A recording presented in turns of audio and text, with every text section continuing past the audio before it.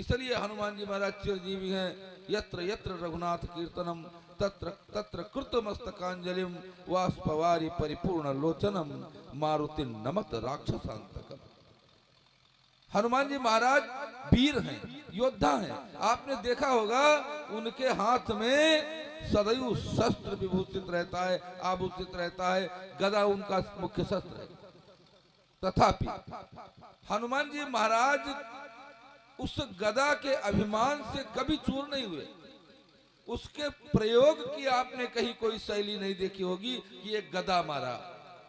कहीं किसी भी इतिहास में, पुराण में, रामायण में गदा के वार की चर्चा आपने नहीं सुनी होगी। कैसे लड़े वो, ये सोचनीय विषय। वह भगवान राम की कृपा से लंका से चतुरंगिणी सेना आ रही है। भगवान के अत्यंत प्रिय 2 बानर थे। अच्छा, बानर आज की समरसता का द्योतक है। आज आप देख लीजिए, छुआछूत, भेदभाव, ऊंच नीच, समाज में तमाम प्रकार की विकृति है। लेकिन भगवान राम ने जो समरसता त्रेता में की वह आज की सामयिक है। प्रभु तरुतर कपिडार पर देखिए आप समान। हम आज मानो एक साथ बैठ करके भोजन नहीं कर पा रहे हैं, लेकिन श्री ठाकुर जी महाराज बानर भालुओं को अपने सामान खड़ा करके युद्ध के मैदान में उस समय के सबसे बड़े आताताई, सबसे बड़े धूर्त, परस्त्रीगामी रावण पर विजय प्राप्त की थी। आप सभी जानते हैं। इसलिए रामचरितमानस की वह समरसता आज की आवश्यकता है। 2 बानरों पर अत्यंत प्रीति थी भगवान की, अंगद और हनुमान। लंका से चतुरंगिणी सेना आ रही है। भगवान राम विराजमान है उच्च शैल पर, एक पत्थर पर। हनुमान और अंगद उनका चरण दबा रहे हैं। तब तक लंका से सेना आई। भगवान कहते हैं, हनुमान, अंगद, लंका से सेना आ गई। हनुमान और अंगद दोनों तैयार होकर के खड़े हुए। गदा को किनारे रख दिया दोनों ने। कहा, युद्ध करने जा रहे हो तो शस्त्र को छोड़ने जा रहे हो? कहा, महाराज जी आपकी कृपा ही हमारा शस्त्र है। और अंगद हनुमान रन गाजे, हाँ कसुनत रजनीचर भज। इतनी भयंकर गर्जना की कि वह चतुरंगिणी सेना पुनः लंका में प्रवेश कर।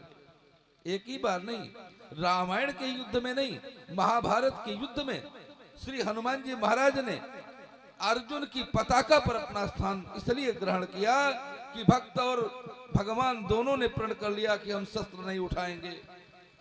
श्री हरि ने संकल्प लिया कि हम शस्त्र नहीं उठाएंगे। और उनके परम भक्त श्री मारुति नंदन हनुमान जी ने भी यह संकल्प ले लिया।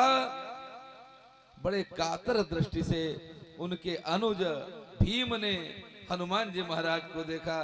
दादा, आप उपस्थित हैं, आप शस्त्र फिर भी नहीं उठा रहे हैं, हमारी विजय कैसे सुनिश्चित होगी? हनुमान जी की चिंता।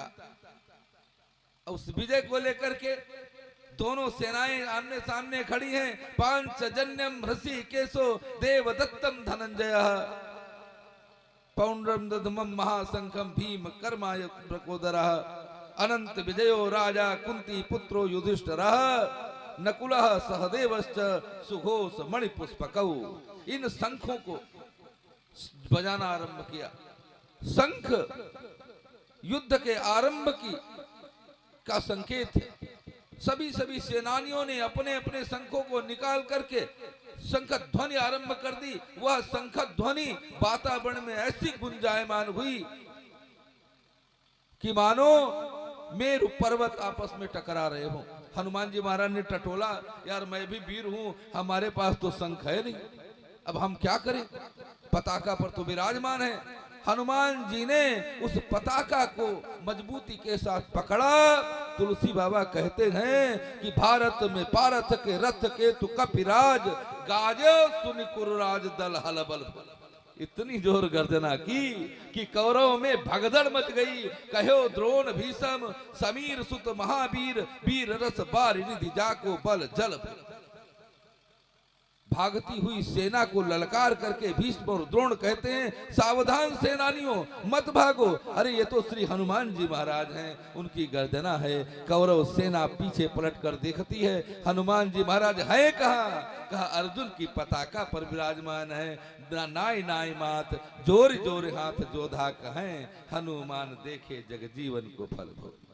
तुलसी जी महाराज, तुलसीदास जी कहते हैं, अर्थात उन सेनानियों का, विरोधियों का, कौरव सेना का मनोबल हनुमान जी ने पहले दिन ही तोड़ दिया, उनकी हार सुनिश्चित कर दी। हनुमान जी महाराज ऐसे प्रबल योद्धा सबके लिए